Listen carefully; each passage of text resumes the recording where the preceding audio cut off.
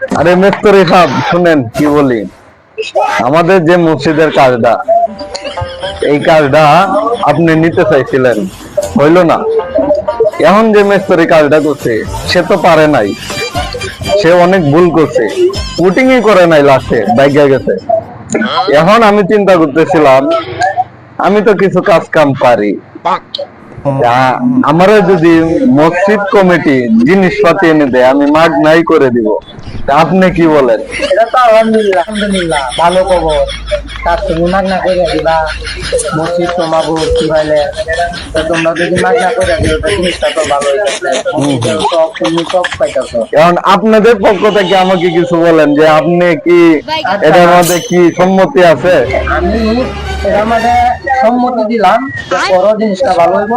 এসে তোমার আরেকটা জিনিস কই, সারপ্রাইজ দিবেন কিছু নাকি? এটাই বলতেছি। তুমি যদি মনে করো মসজিদের কাম 3 দিন লাগুক 4 দিন লাগুক, আমি কাজ করছি না এতে আমার দুঃখ নাই। আমি কাজ আমি আমার মিস্ত্রির কাজ করাইলাম বলে তো তুমি কাজ যদি বুটিংটা করে দেও, তোমার জন্য প্রতিদিন যে কয়দিন কাজ লাগে না বুটিং শেষ করা, প্রতিদিন তুমি আমার তরফ থেকে বাকি দিকে টাকা পানি খাইলে খাইতেও পারো নাও পারো। আর একটা আকিস দিই মানে লেবার বেনশন, এটারে কয় বাংলা কথায়, মানে আমার তরফ থেকে তোমাকে উপহার হিসাবে দিবে। গুড গুড, ধন্যবাদ ধন্যবাদ, ঠিক আছে ঠিক আছে, ওকে, আমি তাহলে রাজি আছি।